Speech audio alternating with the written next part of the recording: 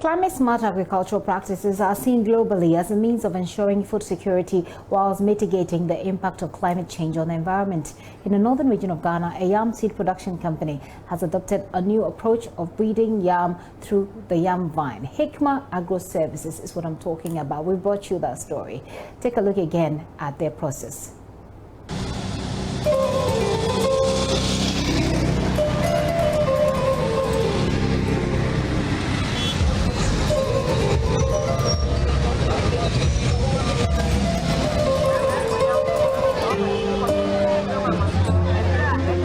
Throughout the humid African tropics, root, tuber, and banana crops are the most important food staple. Approximately 300 million people in developing countries depend on RTB value chain, namely cassava, potato, sweet potato, bananas, and yams for food security and income. Yam is an important staple food crop in Ghana and is produced throughout the country. Ghana is the leading exporter of yam, despite the fact that it is the third largest producer in the world after Nigeria and Cote d'Ivoire. Like most things in the world today, climate change is a major threat to yam production systems.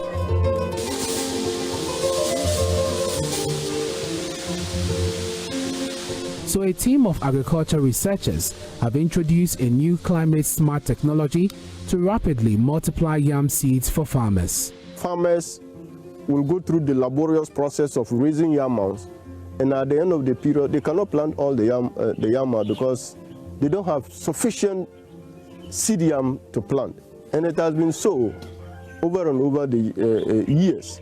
So the International Institute of Tropical Agriculture, IITA, based in Nigeria, they came out with this technology. We worked in collaboration with them.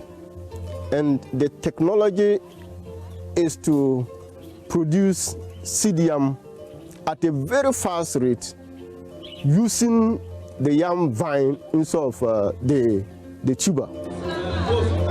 Yam is not only a food crop, it is a cash crop. Yam contributes about 17% of the agriculture subsector GDP and employs about 300 smallholder farmers in the northern belt alone. But for many years, yam farmers in Ghana have used the yam mini-set to plant yam, which means averagely every farmer saves about 30% of the yam tubers he produces in the year for replanting. Yam is a very important crop in this country, and in particularly here in the northern part of the country. In fact, here in the yam producing areas, once they run out of yam, they tell you the hunger has started. So the technology has come handy so that, one, we can rapidly multiply the seed yam that we have released at the research stations and be able to supply many farmers with that seed yam at a go. From here, the ladies are going to sit down and do the cutting of the single nodes. Alhaji Amadou Mahama is one farmer who has adapted this technology. Amadou is the CEO of Hikma Farms. Hikma is a new seed company which was established in 2016. And Hikma is focused on producing seed yam for smallholder farmers. This is our main business. Hikma has been in operation for only 3 years. And in the last 3 years, what we've been doing is trying to adapt a new technology for producing yam, working with a number of partners in the research institutions and the Ghana Climate Innovation Center.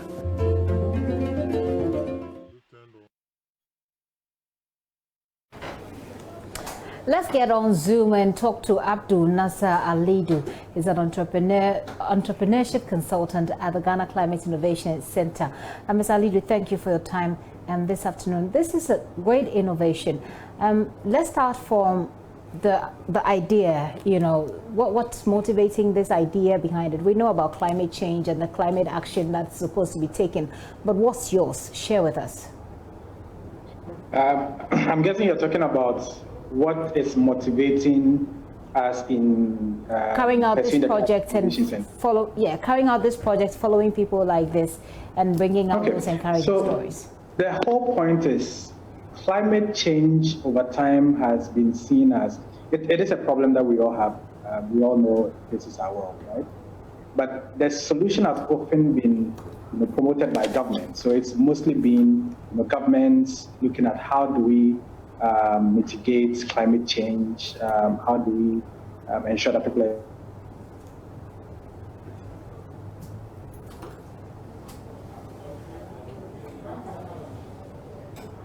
looks like he's frozen on me, but let's try and get the lines working again. Ms. Alidu, can you hear me? Okay, whilst we raise him back on the line, let me go through some of the messages you've been sending us on the stories that we played for you so far. Some of you have sent in some messages on the back of the breast cancer story, the investigations done by Kwete Nati, a member of our investigative desk. This one says, Ghana, there are lots of unapproved hospitals fees and finally go into some people's pockets. When you conduct the officials, you mean when you confront the officials, they deny, but in reality it is true. Auditing and investigation must go on regularly. Beidou sends that from Techiman. Right, I do have Mr. Alidu back. Mr. Alidu, I lost you briefly. Do tell us again what you were saying. My apologies. I think the internet was... That's totally understandable. Please go ahead. So what I was saying is, so what we are doing in Ghana is we have this incubator, which, so the Climate Innovation Center is actually housed at Ashesi University. And it's, like I said, it's funded by the World Bank. And the idea is to identify businesses in Ghana who are, embarking on climate change mitigation or climate change adaptation ventures. And then to bring them in and help them through a program to become a lot more successful. So that's what we are doing. We are doing in Ghana. Okay. At the end of the day, what are you looking to achieve? Okay. So at the end of the day, right, what we are looking to achieve is this. We know the economy is going to grow. Okay. Over time, this economy needs to grow. And today, Ghana is growing at close to 8%.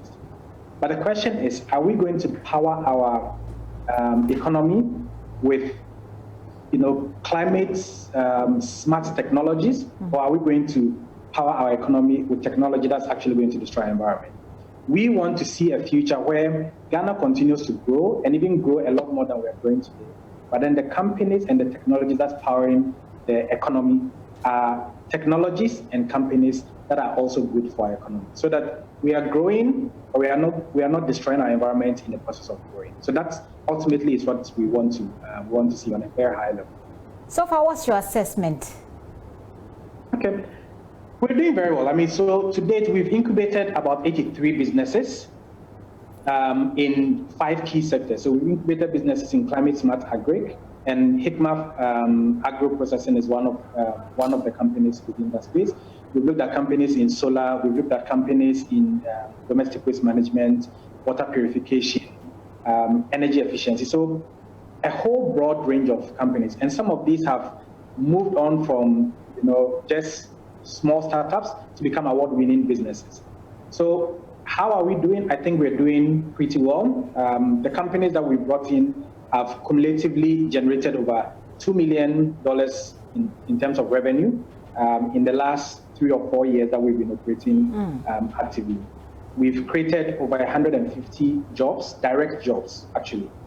So yes, it's successful, but it has to continue. It's something that needs to continue so that it doesn't become something that started as a success and then got left off and nobody heard about it. We need to ensure that it becomes completely national, and that's how our economy runs. And we are excited to partner with you on this journey to make it national, to bring prosperity to our people, to support our economic growth.